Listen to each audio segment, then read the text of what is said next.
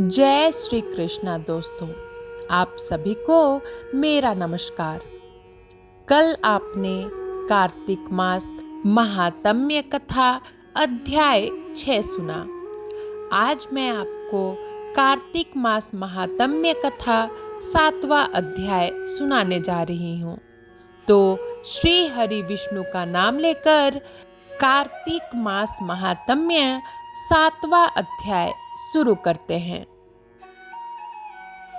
कार्तिक मास महात्म्य कथा अध्याय 7। नारद जी ने कहा, हे राजन, कार्तिक मास में व्रत करने वालों के नियमों को मैं संक्षेप में बतलाता हूँ, उसे आप सुनिए।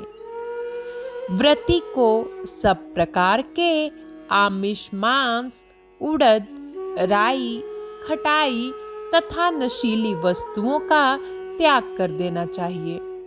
व्रती को दूसरे का अन्न ग्रहण नहीं करना चाहिए, किसी से द्वेष नहीं करना चाहिए और तीर्थ के अतिरिक्त अन्य कोई यात्रा नहीं करनी चाहिए। देवता, वेद, ब्राह्मण, गाय, व्रती, नारी, राजा तथा गुरुजनों की निंदा भी नहीं करनी चाहिए। व्रती को दाल, तिल, पकवान व दान किया हुआ भोजन ग्रहण नहीं करना चाहिए। किसी की चुगली या निंदा भी नहीं करनी चाहिए। किसी भी जीव का मांस नहीं छूना चाहिए। पान, कत्था, चूना, नींबू, मसूर, बासी तथा जूठे अन्न का भी प्रयोग नहीं करना चाहिए। गाय, बकरी तथा भैंस के अतिरिक्त अन्य किसी पशु का दूध नहीं पीना चाहिए। कांस्य के पात्र में रखा हुआ पंचगव्य, बहुत छोटे घड़े का पानी तथा केवल अपने लिए ही पका हुआ अन्न प्रयोग करना चाहिए। कार्तिक माह का व्रत करने वाले मनुष्य को सदैव ही ब्रह्मचर्य का पालन करना चाहिए। उसे धरती पर सोना चाहिए और दिन के चौथे पहर में केवल एक बार पत्तल में भोजन करना चाहिए। व्रती कार्तिक माह में केवल नरक चतुर्दशी, जिसे छोटी दिवाली भी कहा जाता है, के दिन ही शरीर में तेल लगा सकता है। कार्तिक माह में व्रत करने वाले मनुष्य को सिंघाड़ा, प्याज, मट्ठा, गाजर, मूली, काशीफल, लौकी, तरबूज इन वस्तुओं का प्रयोग बिल्कुल नहीं करना चाहिए। रजस्वला, चांडाल, पापी, मलेच्छ, पतित, व्रतहीन, ब्राह्मण द्रोही और नास्तिकों से बातचीत नहीं करनी चाहिए। भगवान विष्णु को प्रसन्न करने के लिए अपनी शक्ति के अनुसार चांद्रायण आदि का व्रत करना चाहिए और उपर्युक्त नियमों का पालन करना चाहिए। व्रती को प्रतिपदा को कुम्हड़ा, द्वितीया को कटहल, तृतीया को तरुणी स्त्री, चतुर्थी को मूली, पंचमी को बेल, षष्ठी को तरबूज, सप्तमी को आंवला, अष्टमी को नारियल, नवमी को मूली, दशमी को लौकी, एकादशी को परवल, द्वादशी को बेर, त्रयोदशी को मट्ठा, चतुर्दशी को गाजर तथा पूर्णिमा को शाक का प्रयोग नहीं करना चाहिए। रविवार को आंवला का प्रयोग नहीं करना चाहिए।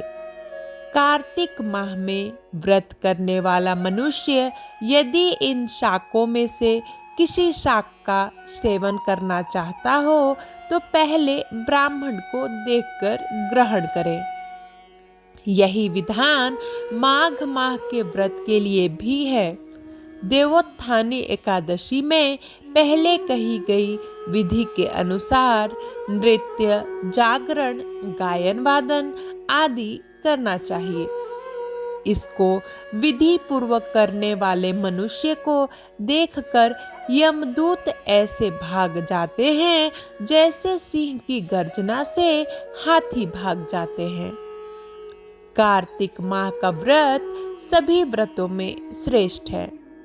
इसके अतिरिक्त जितने भी व्रत यज्ञ हैं वह 1000 की संख्या में भी किए जाने पर इसकी तुलना नहीं कर सकते, क्योंकि यज्ञ करने वाले मनुष्य को सीधा वैकुंठ की प्राप्ति होती है।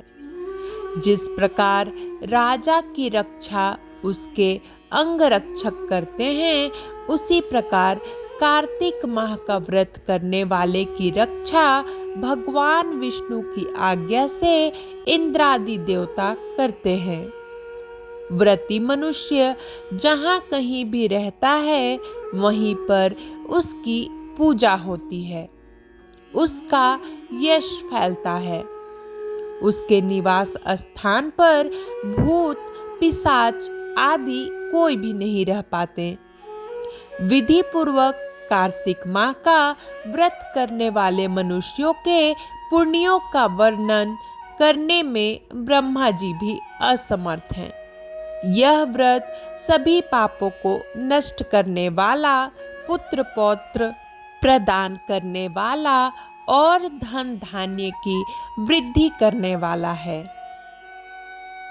कार्तिक मास महात्म्य कथा अध्याय 7 समाप्त होता है।